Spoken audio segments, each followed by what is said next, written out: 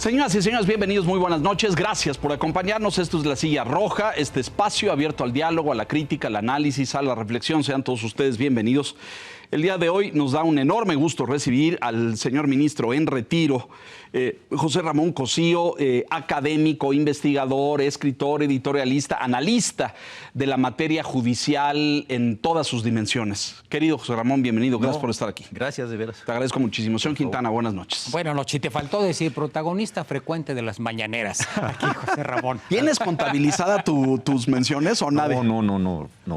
Se lo vamos a pedir a Luis Estrada, a Luis Espino, que llevan el conteo así preciso, Sí. pero no deben ser pocas, ¿eh? No, yo creo que son bastantes. Sí. Sí. Eres de los personajes favoritos, no cabe duda. Como de la segunda división. Los primeros ya sabemos quiénes son. Yo como de la primera A, de la que está en ascenso. De la que está en ascenso, sí. Bueno, hay tanto que consultarte y discutir, querido ministro, porque este debate judicial en el que México está metido, la anunciada reforma al poder que pretende el gobierno saliente en este periodo de septiembre, pero respaldado y apoyado también por el gobierno entrante. Pero no es solamente la judicial, hay otras muchas, ¿no? Entonces, a lo mejor debiéramos empezar a desmenuzar, si te parece bien, qué implica la reforma judicial que pretende el presidente. Ya se dio a conocer un dictamen, ya hemos conocido más o menos los términos. Todavía escucho voces esperanzadas que dicen, no, a la hora de la hora le van a modificar porque ya no va a ser todo de un jalón, sino que va a ser 800 primero y 800 después, etcétera, etcétera. ¿Qué lectura tienes de lo que hoy conocemos? Pues la verdad, una muy mala lectura. Creo que esta decisión, la inicial del 5 de febrero, la elección de jueces, magistrados, ministros, miembros del Tribunal Disciplinario, de los electorales por elección popular, creo que es una pésima idea. En primer lugar, también creo que es una pésima idea generar un tribunal de disciplina judicial que tenga la posibilidad, en la iniciativa originaria, de sancionar jueces y magistrados por actuar en contra del interés público o de la administración de justicia. ¿Quién sabe qué es eso? Ahora, en el dictamen lo corrigieron y dijeron, no, va a ser actuar en contra de la administración de justicia o en los principios generales de la judicatura. Yo creo que esto de verdad es muy malo. Y la forma de llevar a cabo las elecciones me parece que sigue siendo, como mecanismo electoral, muy malo, y sobre todo la filosofía que traduce o que está tratándose de traducir en eso. Creo que esta idea de que tanto los jueces como los legisladores como los políticos tienen que venir de procesos electorales rompe completamente la racionalidad. Los jueces van a acabarse identificando con lo que ellos crean en el proceso electoral, que fue el mandato de sus electores, no con lo que diga la ley, y eso creo que en el mediano plazo le va a jugar en contra inclusive al propio cuerpo gobernante. Hagamos una reflexión en ese sentido, porque para los que no somos expertos ni especialistas judiciales, jurídicos, que no tenemos estudios en derecho, pero yo entiendo, un juez es el representante de la ley, no el representante del pueblo.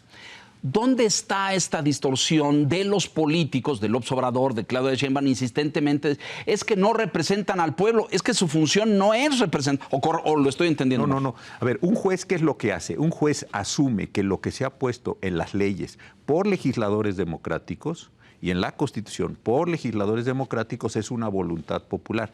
Hay una mediación, que es la ley en la cual los legisladores expresaron su voluntad y el juez la asume. Y salvo que sean cosas muy, muy graves, temas de inconstitucionalidad, de inconvencionalidad, el juez asume la voluntad. Aquí, ¿cuál es el gran problema? Que quitas esta idea de que el juez está subordinado a la ley, sino que el juez está subordinado al pueblo. Inicias un proceso entonces donde la legitimidad política del diputado, del senador, del propio presidente de la República y la legitimidad política del juez es la misma. El juez puede en un momento decir, yo no sé qué pusieron los diputados, los senadores. No me interesa, pero el pueblo dice que yo debo actuar de esta forma. Y cuando yo salí, yo ofrecí esto en mi campaña, yo tengo un mandato popular o interpreto que lo que el pueblo quiere es esto. ¿Qué dice la ley? No sé, ni me importa. Es lo que dice el observador. Claro, entonces lo que tú tendrás es un rompimiento de estas disposiciones. Suena muy bien que los jueces se identifiquen con el pueblo, sí suena muy bien, pero cuando los jueces empiecen a decir, pues mire, a mí no me parece esto porque mi ideología o lo que yo represento, oiga, los juicios se tienen que llevar a cabo de esta forma, no, a mí eso no me parece muy bien, los impuestos, yo creo que en el mediano plazo después, y ojalá de veras no pase, de la destrucción institucional, los más arrepentidos serán ellos, porque no tendrán ningún tipo de control. No me estoy refiriendo a control político, ningún tipo de control estatal, ningún tipo de racionalidad en el ejercicio. O sea, vamos a poder tener jueces, déjenme ponerlo así, perdón, puede parecer muy pueril, pero que se la crean. Exactamente. Y como los que hemos visto en las películas de Batman, ¿no? Y de estas cosas. Un juez que dice, no, yo soy la ley, yo encarno la ley y yo digo que está bien y que está mal. Y pasa por encima de lo que sea. Y hay un ejemplo histórico. Cuando en Bolivia quisieron elegir a los jueces, siguieron esta idea. Son jueces que deben representar. Pregunta, ¿quién metió a los procesos penales, al MAS, a Evo Morales, a todos esos? Los propios jueces. ¿Por qué? Porque se la creyeron. ¿Qué dice la ley? No sé ni me importa. Yo pienso que usted es culpable, usted es responsable, o usted debe, usted no debe, usted debe salir. Consecuentemente yo, con un mandato popular, no con una subordinación a la ley generada por los diputados, los senadores, yo considero que usted, señor presidente, debe ir a la cárcel, y también con usted todos los que forman parte de su movimiento. De verdad es irracional completamente esto. En el dictamen que conocemos, que eventualmente se aprobaría en el mes de septiembre en el Pleno de la Cámara de la nueva legislatura, hay un elemento que algunos dicen, pues a lo mejor nos sirve para encontrar luego una cuadratura adecuada, que es la gradualidad. López Obrador en algún discurso señaló, en alguna mañanera o algo así, todo de una vez, pensando que quizás no vaya a ser que luego me lo vayan a echar para atrás. Y encontramos dos momentos fundamentales en ese proceso. Junio 2025, cambio en la Corte, en la estructura misma de la Corte, la desaparición de la Judicatura, del Consejo de la Judicatura, la elección de los ministros, la elección de una parte de los magistrados, y luego vendría en el 27 un segundo momento. ¿Te dice algo esta gradualidad? ¿Ves la posibilidad de que en el camino pudiera haber ajustes, pudiera haber arrepentimiento, pudiera haber una modulación de este mecanismo que nos has descrito? Mira, no lo creo, porque esa gradualidad lo que puede resolver es la mecánica electoral. Yo creo que cuando el presidente hizo la propuesta no se dio cuenta de la magnitud de lo que estaba haciendo. Quienes vivimos en la Ciudad de México, de haber acatado exactamente la propuesta que planteó el presidente, hubiéramos recibido, yo hice la cuenta, 573 boletas. Cada boleta tendría 6 nombres. No puedes asignarla por partido. Consecuentemente, tú en una lista para elegir a un juez de la materia que sea, tendrías que ver los 6 nombres y decir, este me parece el más inteligente, el más razonable, el mejor, lo que fuera. Entonces, eso lo tendrás que repetir 576 veces y depositar ese voto en la urna correspondiente. Como fue una imposibilidad, yo creo que generaron la idea de la gradualidad, pero la idea de la gradualidad para resolver la mecánica electoral. Pero el tema de elegir a los jueces sigue estando ahí. Claro. Incluyendo, como tú lo dices muy bien, Enrique, los 2 paquetes, pues el primer paquete saldrá a votar. Entonces yo me imagino que las personas pues no conocen a muchos abogados, no conocen a los candidatos, ¿qué oferta van a escuchar? El candidato, pues, supongo que hará sus sondeos, voy a ir a una audiencia de tal tipo, pues les voy a ofrecer cosas que estas personas quieran oír. Claro, pues si estoy ganando su simpatía, ¿no? Exactamente. Estos quieren oír esto, pues les digo esto. Las personas que quieran tener sus jueces, pues evidentemente invertirán en los procesos electorales de estas cosas. Vote por el juez tal en una mochila, en un vaso, en una gorra, en fin, cada quien verá. Al final de cuentas quedan metidos. Entonces, por un lado tienes a un juez, como decía Leonardo, que se la puede creer, yo soy directamente expresión de la voluntad popular y me da igual lo que diga la ley. O la otra, que es igualmente grave, aunque más delicada, pues yo me debo a mis inversores. Y mis inversores son los del grupo económico tal o los de la delincuencia tal, y consecuentemente pues yo tengo que... Fallaré en ese sentido. Fallaré en ese sentido. Una reflexión en ese sentido, José Ramón, que es algo de lo que conocemos y hemos visto. Los que hoy están en funciones, ¿pueden presentarse a cargos de elección? Sí, los que están, sí. O sea, un juez hoy puede decir, yo quiero seguir siendo juez y presentarse. Exactamente. Y lo votará la ciudadanía. Irá su nombre junto con las otras personas y pues se las tendrán que diferenciar. Pero ahí mi punto es cómo yo defino, insisto, en una ley, en una lista de 6, y quiero ponerlo así. La boleta va a decir juez primero de distrito en materia administrativa del primer circuito. Otra boleta, juez segundo, y así sucesivamente. Sí. Entonces yo tendría que ver nombres y decir, yo creo que esta persona es mejor que este, el número 3, y lo tengo que marcar. ¿Cómo se hace las personas del conocimiento? Dice la propuesta, y en esto tiene razón, los partidos políticos no pueden intervenir. Dos, no puede... Yo ahí ya tengo dudas, ¿eh? Yo también. Porque yo creo que los partidos van a meter la mano como acostumbran. Absolutamente. Pero tú me dirás. Pues. Pero en el diseño coincido completamente contigo. Entonces tendrás los jueces del partido A. Pero en el diseño no dice eso. En el diseño... En la boleta, pues no habrá logos de partido. No habla. Pues. Y muchas personas no votan. Pero hay otra cosa que me preocupa, perdón. Claro. ¿Quién lo propuso? ¿Por qué tiene que...? ¿Lo propuso el presidente? ¿Lo propuso el Congreso? ¿O lo propuso el Poder Judicial? ¿Por qué? Es decir, lo que le estás diciendo, está sesgando a que al que vota dice, no, si lo propuso el presidente, este es el bueno. Sí. Y después de un discurso de 6 años de decir que todos los que estuvieron y estarán en el Poder Judicial prácticamente son unos bandidos, que viven de los privilegios, etcétera, pues yo creo que una persona que esté escuchando eso como reflejo en la red, no, bueno, todos menos los del Poder Judicial. Los que ya estuvieron, claro. Pues seguramente estos deben ser el tipo de personas pésimas a las que se refiere el presidente.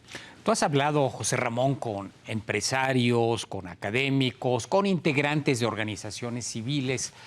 ¿Entienden en general las implicaciones que tiene esta reforma? Porque me da la impresión, y lo comentábamos hace un momento, por ejemplo, en aquel texto de Citibanamex, aquella evaluación que se hizo, que señala que no se ha entendido por parte de muchos inversionistas y se considera simplemente, pues es otra modalidad de designación de jueces. Hoy es un sistema, va a cambiar, este es otro sistema. Yo también hablando con algunos diplomáticos me decían, bueno, pues cada país tiene su propio sistema. En Texas hay elección de algunos jueces y pues no pasa nada. ¿No se ha entendido lo que esto implica? No, yo creo que no, y me ha sorprendido algunas cosas. Algunas personas piensan, también por los señalamientos del presidente, que esto es solo sobre los ministros de la Corte o sobre el Poder Judicial. Algunas personas no han entendido que son todo el país, aparato. Todo el país, todos los jueces y magistrados hoy de todas las entidades federativas pasarán bajo el mismo sistema. Por eso yo es un orden de los 9,000 personas. Primer problema. Segundo, es una comparación muy engañosa, porque se dice, en Bolivia se ha dado el sistema, sí, pero en Bolivia tuvo efectos muy nocivos respecto de la propia política que lo propuso. Dos, los niveles de abstención son bajísimos y es una judicatura. No, son altos los niveles de participación. Sí, exacto, correcto. Tienes razón. Los niveles de participación son... Sí, vota muy poca gente. Muy poca gente. Sí, claro. Y luego está un problema, que también ellos han encontrado que las personas ejercen enormes presiones porque sales a hacer una oferta y después si te quieres reelegir, pues tienes que mantener una cierta constante. Y la última cuestión que me parece muy complicada, la comparación con Estados Unidos creo que de verdad no tiene pies ni cabeza, porque en Estados Unidos hay jurado. El juez no decide, el juez aplica el protocolo, el criterio del... Una vez que el jurado le dio el veredicto. Claro. Y véanlo, el que decide es el jurado, no el juez. Claro, acaban de verlo en el caso del señor Trump y la señora Daniels. Le fue culpable de los 34 cargos, buenos, malos, no me meto en eso. El juez ya no puede decir, yo creo que sea inocente. No, señor, ya le dijo el jurado que es culpable. Usted diga que le... Solo tiene que imponer, claro. 10 años de prisión, lo que sea, pero a partir de un jurado. Nosotros no tenemos jurado. Entonces, todos estos son elementos que se toman así aleatoriamente y parece que tienen una racionalidad y no la tienen. Retomando el caso de Estados Unidos, porque sí es importante la comparación. Mucha gente de fuera dice, es que en otros países se eligen a los jueces. A ver, estos que se eligen en Estados Unidos, en primer lugar son jueces locales, nunca un federal. Tú me corregirás en esto.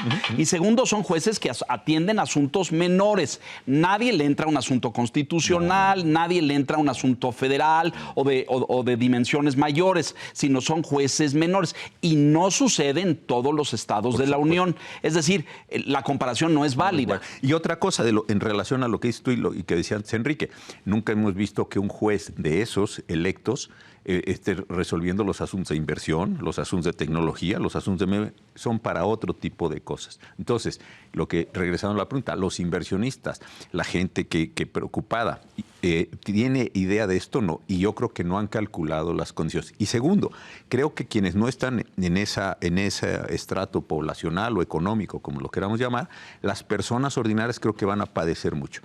Nadie duda. ¿Las ordinarias sí piensas? Sí. Yo pienso, es decir, tú lo debes saber, no lo sé, pero si viéramos estadísticamente, ¿cuál es el mayor número de casos que atiende el Poder Judicial Federal? Y yo veo en esta administración todos estos corporativos e instituciones que se fueron a inconformar con el cambio del marco jurídico en materia energética, los que tenían permiso para poner empresas, y que luego el gobierno dijo, no, esos fueron, se conformaron, y ahí van los juicios. Pero el Poder Judicial los recibe, los atiende, los valora y los estudia. Y luego algunos ganaron amparos y todas estas cosas. ¿Quién va a ir a inconformarse frente a un Poder Judicial que está en manos del gobierno? Por supuesto. Nunca vas a ganar un caso. No, pero espérame, déjame ir a las personas, digamos, como todas las personas ordinarias. Cuando vayas en cualquier estado, Aguascalientes, hasta Zacatecas, más la Ciudad de México, también tu juez es electo. Es una persona que le bajaron la edad de 30 a 18 años. Es una persona que pusieron una ficción de decir, hombre, que tengan 8 o 9 de calificación, como si eso significara algo en un país donde hay más de 2,000 escuelas de derecho, donde los reboes se regalan prácticamente, sí. y donde no hay ningún control de calidad sobre los estudiantes y sobre los egresados. Entonces, tener 10 en una universidad pues es facilísimo, y tener 7 en otra universidad debe ser muy complicado. Entonces, ahí no hay ningún sentido de proporción y ningún sentido de nada. Pero las personas ordinarias que lleven su juicio de arrendamiento, su juicio de horas extras, su despido, lo que tú quieras, tienen que entrar también esta mecánica. Se va a sustituir todos esos jueces, se va a tener que ir, además, algo que nadie está viendo. Los juicios penales se están transitando, los juicios mercantiles se están rehaciendo, los juicios laborales se están rehaciendo, los civiles y familiares. Entonces tienes un cambio procesal que lo vas a juntar con un cambio orgánico. Yo creo que es una bomba atómica. No tiene una correspondencia, y esto nadie lo dice y nadie se ve como si fuera una cosa así pasajera o simple. Creo que esto sí es muy, muy, muy delicado que también se vea. Entonces las personas ordinarias se da. Ahora, todo tipo de juicios, mercantiles, ¿Todos? civiles, ¿Todos? familiares, etcétera. Todos. Y si de por sí, con ciertas reglas, hay este desorden, y regresemos al juez que diga, pues a mí eso que puso el legislador, a mí no me parece. ¿Por qué 5 días para contestar una demanda? ¿O por qué tanto para salarios mínimos? ¿Cómo que está topado el salario mínimo? No más. O el juicio de arrendamiento. ¿Por qué voy a lanzar a una persona en un arrendamiento si tiene un derecho a la vivienda? Creo que empiezas a jugar lógicas muy complejas, que yo creo que no las han visto las personas que están proponiendo esto, y que de veras puede distorsionar mucho. Desde luego a los capitales, pero también a nosotros. Y la última cuestión, yo me hago una pregunta, veas, y es legítima la pregunta. ¿En qué beneficia a las personas ordinarias que no se esté haciendo una verdadera reforma de justicia, sino que estén haciendo estos cambios? Y otra peor, dentro de un tiempo decir, oye, pues ya hicimos la reforma de justicia, ya todo eso está muy bien porque ya hay jueces electos popularmente. ¿Por qué tiene que ver una cosa, elegir a los jueces o nombrar a los jueces, con los procesos ordinarios? ¿Qué expectativa ves, José Ramón, al movimiento de resistencia que se ha gestado ya desde hace semanas, sin embargo, ahora de manera expresa a través de paros, de huelgas, de movilizaciones de los empleados del Poder Judicial, que no han sido convencidos, a pesar de que en la mañanera y la presidenta electa les diga una y otra vez que sus derechos son absolutamente respetados por esta reforma? ¿Ves perspectiva o esto se va a morir a la vuelta de días? Mira, yo creo que hay que distinguir ahí dos cosas, y es muy buena la pregunta. Por un lado, desde luego, está la parte laboral, que tienen un derecho legítimo los trabajadores a ir a un paro. Pero está la segunda parte, que creo que no se ha diferenciado muy bien. Los jueces en todo el mundo, digamos, a lo largo de los últimos 2 siglos, pero después de la Segunda Guerra Mundial, desde los años 50, han ido creándose por tratados internacionales, por convenciones, por nuestra Constitución, una cuestión que se llama las garantías jurisdiccionales. Son mecanismos de protección no para la persona, sino para la función. Y esto también creo que se ha entendido poco. Un juez tiene que ser independiente no porque sea A o porque sea B, o un señor, una señora, eso es irrelevante, sino porque tiene que resolver casos sumamente complicados. Entonces, creo que los trabajadores están muy preocupados por sus condiciones laborales, más allá del discurso que se les da, y creo que no ha sido una buena idea salir con la amenaza de que les van a descontar los días. Creo que esto simplemente encarece y radicaliza. Eleva el nivel de costo. Yo creo que fue una salida pésima, pero por otro, que además tiene sus muchos problemas jurídicos, pero por otro lado, no se está entendiendo que los jueces están tratando de mantener un espacio para que las demás personas podamos ir a litigar en condiciones de autonomía e independencia. Y esto sí me parece que es un flanco muy importante, porque ese sí se internacionaliza. Y ese es el que creo que los mercados están viendo. Si vemos todos los comentarios que se han dado, nadie ha dicho nada de la sobrerepresentación, al menos yo no la he visto, que oiga, ¿por qué México va a tener una sobrerepresentación o no? Ese no es una preocupación de mercado. Lo que sí es por qué los jueces van a ser electos y van a entrar en esta dinámica. Porque está pensándose que los jueces, si tienen una autonomía, si tienen una independencia, esos jueces pueden garantizar condiciones institucionales de litigio. Entonces yo creo que el conflicto se puede internacionalizar y esto puede crecer. Yo el movimiento lo siento fuerte, lo siento animado, lo siento respetuoso porque se están manteniendo medidas de urgencia. Son las mismas que estuvieron básicamente en COVID, que decretó el Consejo de la Judicatura. Seguramente el Consejo mismo hará un ajuste y ampliará algunas medidas de urgencia, con lo cual los litigios más importantes, los más relevantes, se van a estar generando. Entonces yo sí le veo una viabilidad. Y creo que pasó algo bien interesante, que se politizó, no se partidizó, ni es un movimiento en contra del presidente López Obrador ni contra la presidenta. Se politizó una reforma que afecta desde luego a los miembros del Poder Judicial, pero nos afecta a todos porque puede erosionar las condiciones institucionales en las que todos debíamos estar participando. José Ramón, tengo preocupación en el sentido de, sin duda hay muchos elementos ahí que la ciudadanía en general no entiende, pero incluso hasta me parece sarcástico el presidente cuando dice, no, mientras menos sepan, mejor, porque van a estar menos maleados. Ya bajaron la edad, ya bajaron incluso los requisitos académicos, es decir, a lo mejor saliendo de la escuela puede ser juez sin ningún ejercicio de litigio, de haber pasado por un juzgado. Es decir, podemos llegar a tener una generación de jueces totalmente inexpertos. Es la degradación del Poder Judicial, dirías tú. Yo creo que sí. Y es de todo el país, porque otra vez, y qué bueno que lo pones, no es solo jueces, magistrados federales, ministros, es todo el país. Y esa degradación sí tiene muchísimas afectaciones a todos nosotros. Porque entonces, bajo esta idea de bajo los requisitos, hago una invitación a que sean jueces de justicia. Y en tercer lugar, esos jueces están identificados con un mandato popular, sí me parece que es en una situación o puedes entrar en caótica. Claro. Porque claro, alguien va a decir, oiga, dice la ley que... No, pues a mí eso me parece que los legisladores... ¿Está mal? Está mal. Claro. Y lo quito. Y a mí me parece que donde dice 5 debe decir 10 o donde dice 10 debe decir 40, a mí me parece. Entonces se empieza a echar a andar una maquinaria. Y yo insisto, puede tener un sentido de perversión, no lo sé, pero lo que sí me queda claro es que sobre todo los que van a llegar, no los que se están yendo, los que van a llegar sí debían darse cuenta de la erosión misma que están teniendo a sus funciones de Estado. Yo no sé cómo podrán gobernar cuando los jueces les digan, pues usted será muy presidenta, usted tendrá 35 millones de votos, pero yo soy tan electo democráticamente como usted. Yo creo que esto no lo han calculado, no lo han visto y les puede generar unos problemas de gobernabilidad brutales, más allá de los que nos generan a nosotros. Pareciera que la única reforma constitucional en curso es la judicial, porque bueno, es a la que le hemos puesto es la principal. El foco, porque ya empezó a hablarse, porque bueno, ya están los dictámenes también preparados. De los autónomos. De los órganos autónomos y en aquel pues no decálogo, sino eran en ese entonces 18, ya se le sumaron, ya son más de 20 de reformas constitucionales. También está el traslado de la Guardia Nacional a la estructura administrativa del Ejército, de la Defensa.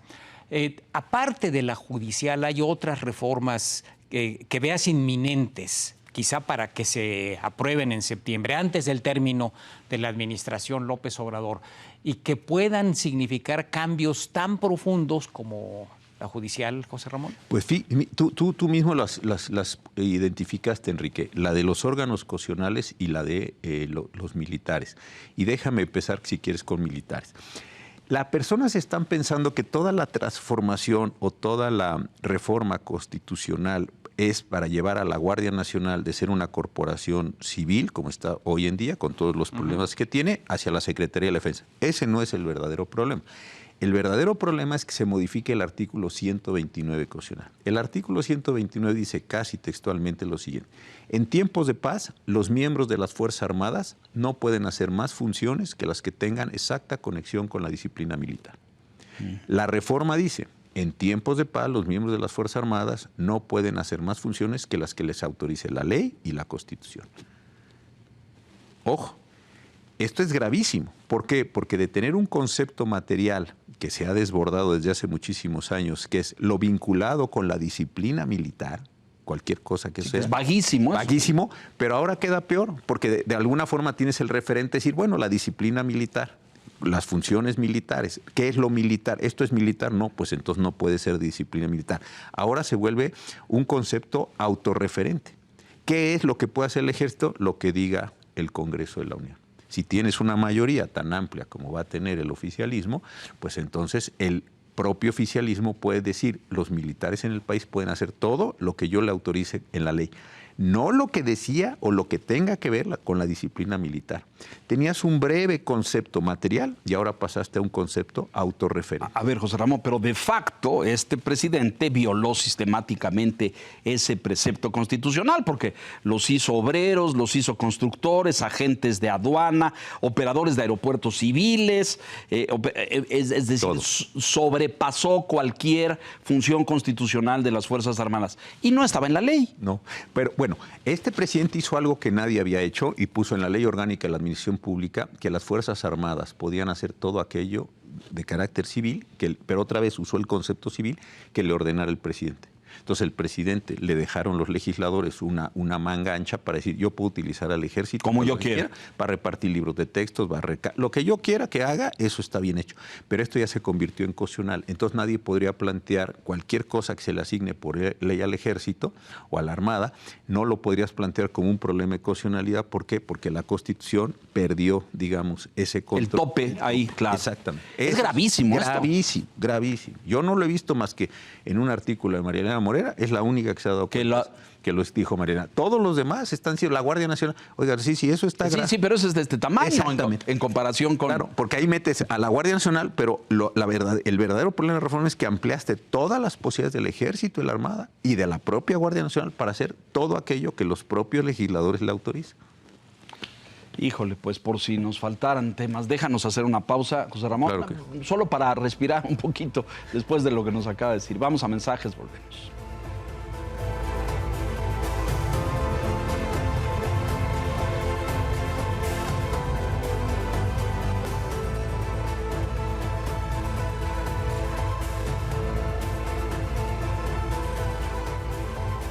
Y todo el mundo calladito con esto porque estamos, dice Enrique muy bien, estamos muy concentrados en la judicial, viendo, ya decíamos, esta degradación. Hay gente que dice que es la destrucción completa del Poder Judicial, ahora nos dirás.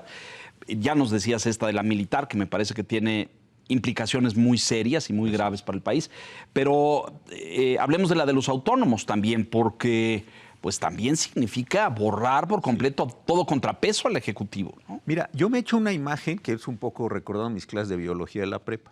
Y es la diferenciación. Sí, tuve un buenísimo profesor en la prepa. Entonces, en la prepa 5, un profesor buenísimo. Entonces, él distinguía, bueno, como los biólogos, entre el órgano y la función. Muy bien. Aquí lo que es interesante es que el presidente de la República quiere desaparecer los órganos. El órgano regulador de la economía, el órgano regulador de las telecomunicaciones, etcétera. Vamos a suponer que desaparece el órgano, pero entonces queda la pregunta. ¿Y quién ejerce la función? Exacto. ¿Con la desaparición del órgano desaparece la función? No desaparece. Entonces la pregunta interesante es, ¿y a dónde se va la función? Y la función, que hoy está en un órgano autónomo, se va a una Secretaría de Estado. Y ahí entonces me parece que está la clave explicación. Cuando tienes hoy la posibilidad de regular los mercados, monopolios, prácticas, etcétera, entonces hoy lo hace un órgano con alguna racionalidad o con mucha racionalidad técnica. Pero eso se ve a la Secretaría de Economía. Hoy está el tema de las telecomunicaciones y lo tienes en un órgano autónomo. Eso se puede ir a la Secretaría de Comunicaciones y Transportes, Infraestructura, como se llama. Ojo, cuando la función cae en una secretaría, la va a ejercer un secretario nombrado y removido libremente por el presidente de la República. Entonces, tu secretario de Economía te dirá que si estás en monopolio o no, y tu secretario de Telecomunicaciones, lo que sea, te dirá si estás o no. Y lo mismo tu secretario de Medio Ambiente. Es una centralización brutal de atribuciones. De funciones. Como fue el Estado viejo, el Estado previo a todos los cambios constitucionales. Exacto. Entonces, el presidente puede dar asignaciones, puede quitarlas, etcétera, y se está dando eso. Cuando un empresario, en el ejemplo de Enrique, pierda la concesión inversión o tenga una intervención económica que se va a realizar por una Secretaría de Estado, irá con un juez que está electo, y a lo mejor es un juez que, como decías tú, se la cree y él piensa que sí está muy bien quitarla o no está bien quitarla porque él piensa que los mercados o él piensa que la soberanía nacional, vayamos a saber de qué cosa se da, y ahí se da un segundo caso. Si este juez resuelve de una manera que no le gusta al Estado, pues tiene el Tribunal de Disciplina Judicial. Que lo llama al orden. Que lo llama al orden. Decir, oiga, usted resolvió contra la Administración de Justicia, usted resolvió contra la objetividad, usted resolvió contra cualquier... Contra el pueblo. Contra el pueblo. Consecuentemente, usted va a ser... Es removido. Así ya ese es el paquete. ¿Hay un órgano así en otra parte? No. A lo mejor en un país fascista o soviético, pero no en estas cosas. O sea, los jueces responden a la judicatura, al Poder Judicial, etcétera, pero no hay ninguna autoridad que diga, ¿usted por qué hizo esto? Y esto que planteas es importantísimo. Tú respondes a los supuestos de ley. Claro, si la ley, y con toda razón, otra vez el principio democrático de unos legisladores que electos crearon una ley y pusieron todos los supuestos de responsabilidad. Tú lees el catálogo y dices, yo sé que eso y eso y eso, no lo puedo hacer porque me sancionan. Pero te dicen, oiga, usted no puede resolver contra la adecuada administración de justicia. ¿Cuál es esa? Pregunta, oiga, ¿y qué entiende? ¿Es la misma? ¿Los supuestos de la adecuada administración de justicia están en la ley? No, señor, porque entre administración de justicia y ley hay una coma y son supuestos jurídicos diferentes. Esto me parece gravísimo y cierra el elemento completo. Y la última, que es esta, que tanta gente dice, hay que desaparecer el INAI y pasamos las funciones a la Secretaría de la Función Pública. Claro. Ojo, el INAI es un Instituto Nacional de Acceso a la Información. La Secretaría de la Función Pública es parte de la Administración Federal. Sí, es otra cosa. El INAI tiene facultades para todo el país, inclusive para el Poder Judicial, para el INE, para todos. Para el Congreso. Para el Congreso, exacto. Para los gobernadores, los presidentes municipales. La Secretaría de la Función Pública tendría atribuciones respecto de la Administración Pública Federal. Los demás se autorregulan. Y en un país con los niveles de corrupción reconocidos por todos, por el presidente y los intentos de barrer la escalera de arriba para abajo, todo lo que él ha dicho, pues entonces el que produce el acto de corrupción regula los niveles Claro. Al juez Gómez Fierro ya le hubieran dado. No, ya lo vi, sí, claro. Ya lo hubieran disciplinado hace Bueno, rato. no lo digan así porque a ver cuál es el futuro de la carrera del juez Gómez Fierro, porque pasa esta reforma, se va a someter y no va a votar nadie. Porque alguien se va a encargar, y por supuesto será Morena y los siervos de la nación, de que ahí donde esté ese señor no lo vote nadie, saque cero. Y de decenas y decenas de y otros, claro. Probablemente. José Ramón, hay una discusión a propósito de las implicaciones de estos cambios. Hay quien dice que estos cambios violarían tratados internacionales que ha suscrito México. Y la defensa de quienes proponen estos cambios es, bueno, en términos legales la Constitución siempre está por arriba de los tratados internacionales, así que no nos digan que el TEMEC nos impide hacer, por ejemplo, la desaparición del Instituto Federal de Telecomunicaciones. Ni modo, el TEMEC va a tener que sujetarse a la Constitución. ¿Ves tú posibilidades de que esto escale, de que eventualmente tengamos litigios en tribunales internacionales por estas modificaciones? Fíjate que sí, y van a ser litigios bien complicados que le van a hacer un agujero financiero a México muy grande, y son de distinto orden. Uno, está todo el tema de los derechos laborales de las personas si llegaran a resultar afectadas de los trabajadores. Dos, hay muchas experiencias latinoamericanas donde la Corte Interamericana de Derechos Humanos ha condenado a los países, por soberanos que sean, por el modo en que sustituyeron a los jueces. Yo tuve la oportunidad de participar hace algunos años como perito de la Comisión Interamericana en un juicio ante la Corte Interamericana, en un caso del Paraguay, donde condenaron a Paraguay después de varios años, efectivamente, por la forma en la que destituyó a los jueces y a los magistrados. Yo creo que aquí se pueden presentar algunos problemas de ese tipo o por la falta de garantías jurisdiccionales. Ahora, ¿qué peso tiene eso? Porque yo he visto que la Corte Interamericana condena y el país... No bueno, sí, hay un rompimiento de acuerdos internacionales, etcétera, sí, pero en los hechos, pues... Y la tercera es la que dice Enrique, que es la de la parte financiera. Yo sí creo que se da. México quiso jugar en la cancha de la OCDE, y bueno, mejor que ustedes nadie lo sabe. México quiso entrar a la globalidad. México quiere el nearshoring. México pareciera como que quiere todos los beneficios de la globalización, sí, para decirlo en una sola palabra, y no quiere ninguno de los acotamientos. Si uno juega fútbol, pues ya sabe que los goles con la mano no se cuentan. No son goles, son otra cosa interesante, divertida, como la mano de Dios de Maradona, lo que quieran. Pero no son goles. O son goles, salvo que se haga trampa. Bueno, y eso es lo que me parece que no se están dando cuenta. Entonces, decir, me da igual lo que diga, bueno, puede ser que sí, pero hay que recordar, y ustedes lo saben mejor que nadie, que cuando uno toma decisiones internacionales, sí tiene que estar atento a que respondan también internacionalmente. Se sube el arancel aquí, se establecen cuotas compensatorias acá, se empiezan a cerrar fronteras. Es decir, hay un juego que uno no puede decir, como yo soy un Estado soberano, me aíslo del mundo. No se puede aislar más. Y yo creo que muchos de estos elementos sí podrían darse.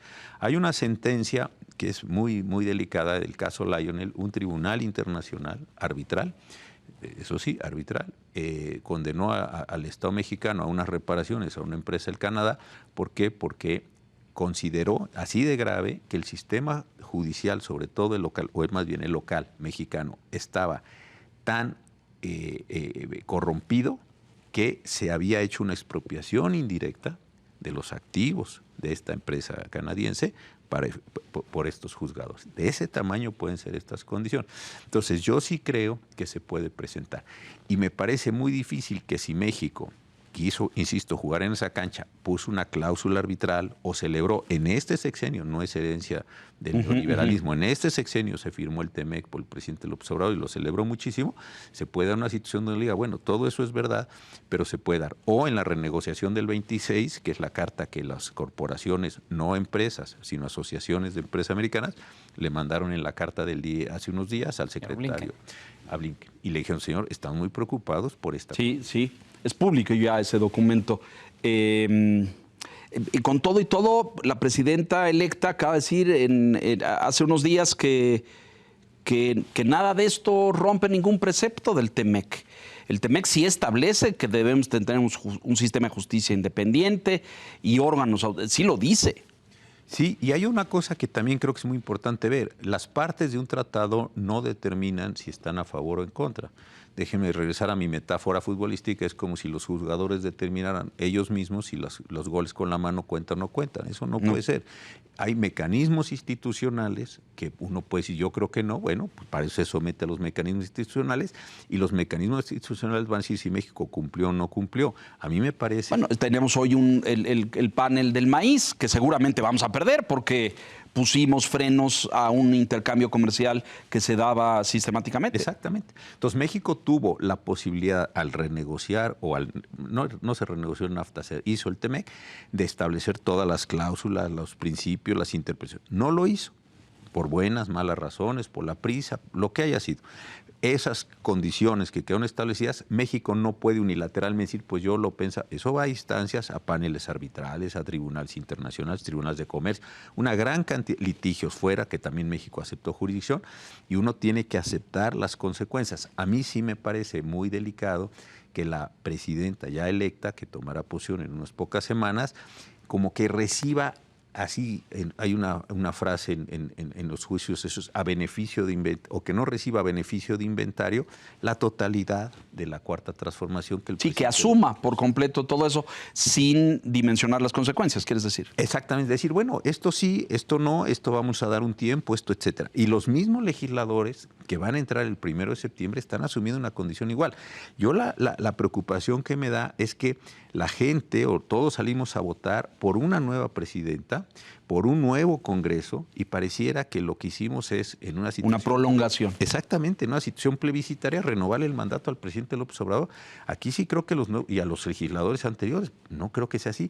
Los legisladores nuevos, los senadores, diputados, gobernadores, dicen, bueno, eso fue anterior, pero a mí me votaron. Yo no soy una herencia, yo no soy simplemente un descargo. Y también esto creo que es muy importante. Bueno, está en la distorsión de Andrés Manuel López Obrador, está justamente eso, ¿no? La continuidad o la prolongación.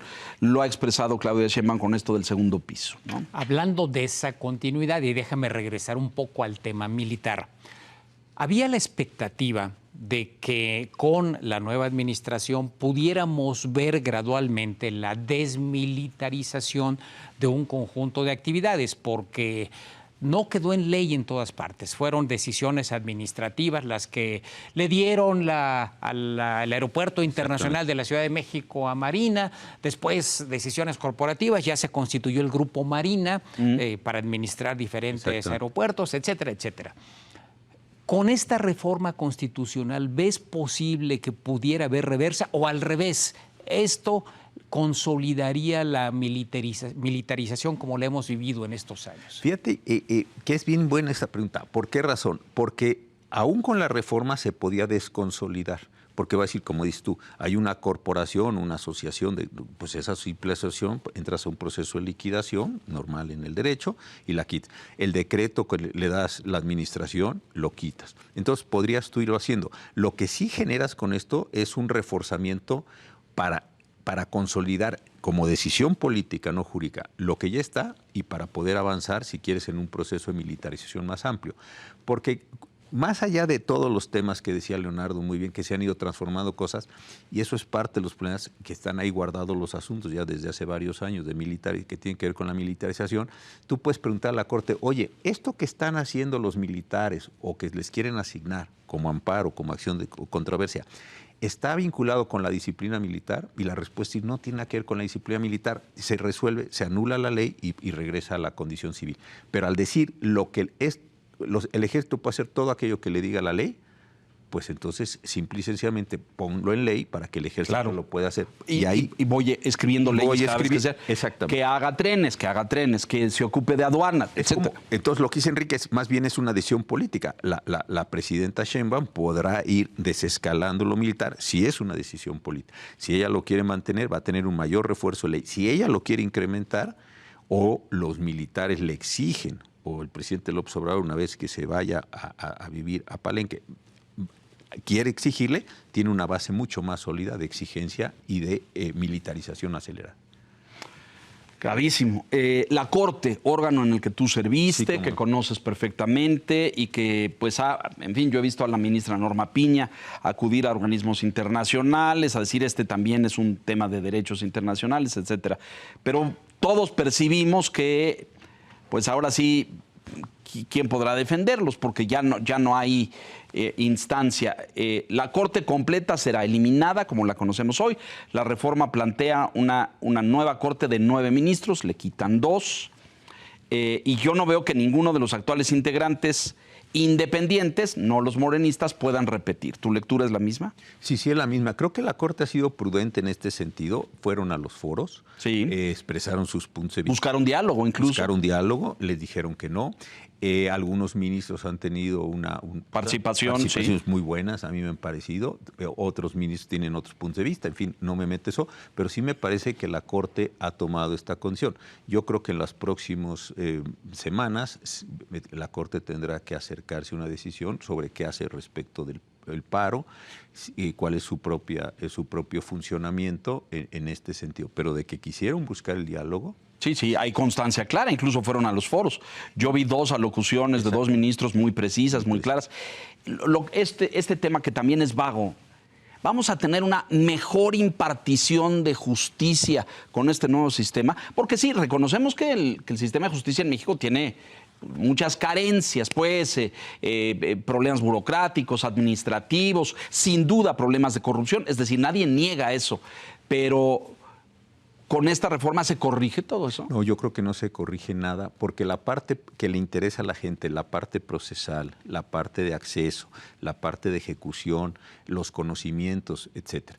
Hay una cifra que es verdaderamente espantosa y es constante desde hace varios años, que la tiene México Evalúa, que el nivel de impunidad en México ronda en materia penal, delitos, alrededor del 94-95%. Y es constante.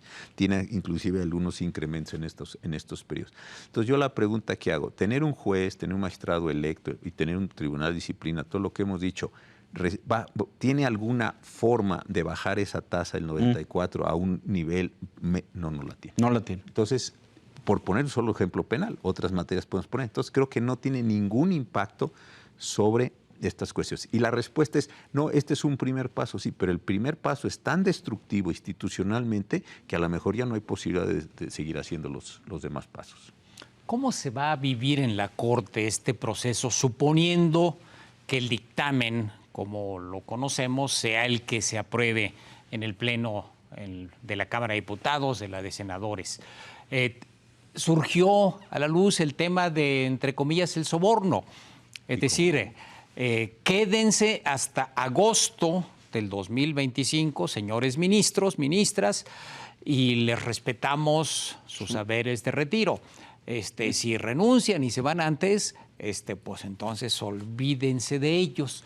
¿Cómo leerlo, José? No, yo creo que esa fue una del dictamen. Sí, esa es una forma muy fea de tratar de decir, como dice el presidente López Obrador, de maicear a los ministros. Maicear. Como esa expresión de él, que es una expresión muy típica también. Deplorable. Deplorable. Pues, los maiceos, si ustedes se subordinan al proceso que yo extiendo, les dejo su pensión. Si no, pues no se los doy. Lo mismo está pasando con los magistrados del Tribunal Electoral, que tienen que resolver en los próximos días la calificación. Creo que les pusieron una zanahoria ahí muy vergonzosa.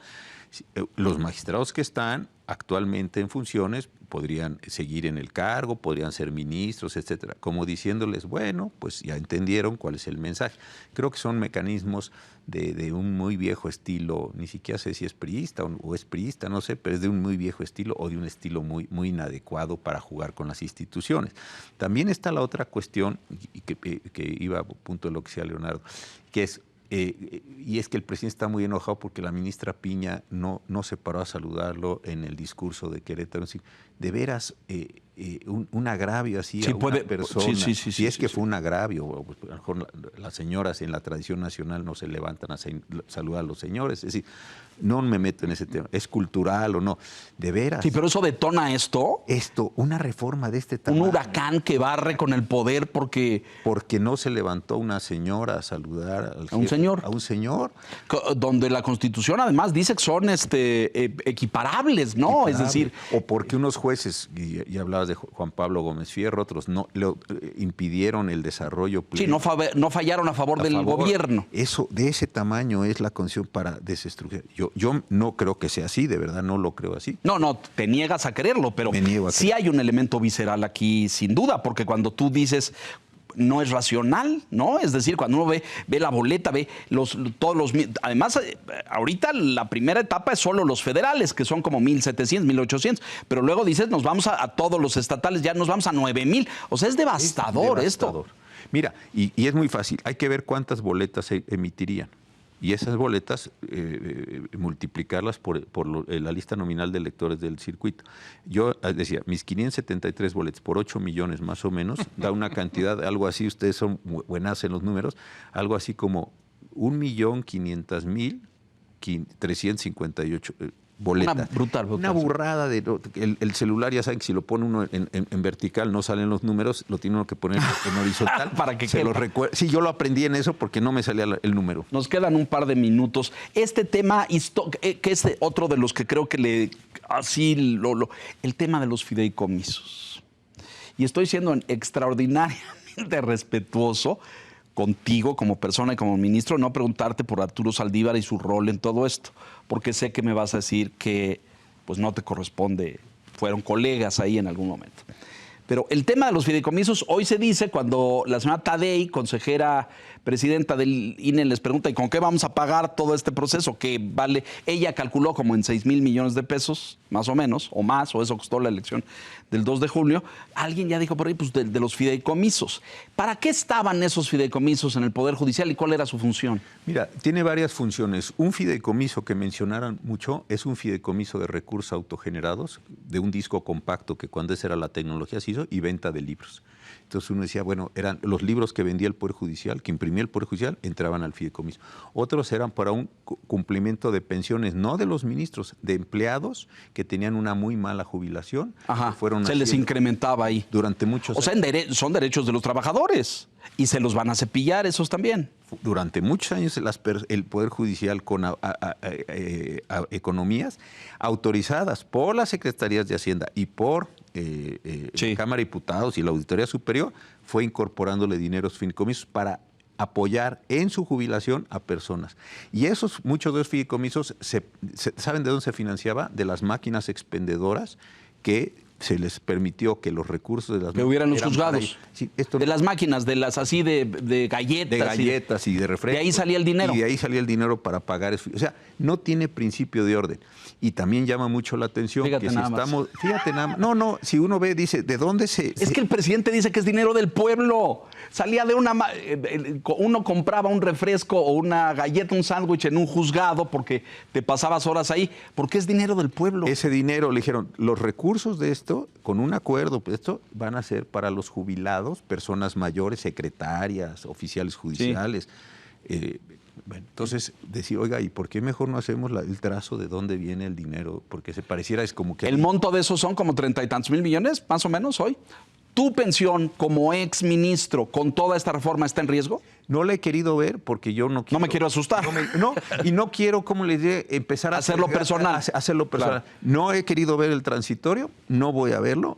Yo la Sí, verdad, para que no te digan ahí en la mañana que tú estás defendiendo no tus defendiendo. intereses personales. Si me lo van a quitar, pues me lo van a quitar. Si me lo van a dejar, me lo van a dejar. Esa no es una decisión. Como a tantos otros. A mí lo que de verdad sí me parece que tenemos que ver es más allá de si el juez A o el B nos cae bien o no, es la función. Claro. Porque la función sí nos da una estabilidad institucional y sí nos permite. De otra manera, yo, como le decía, yo creo que se vuelven muchas... Jueces de 18 años, imagínate nomás.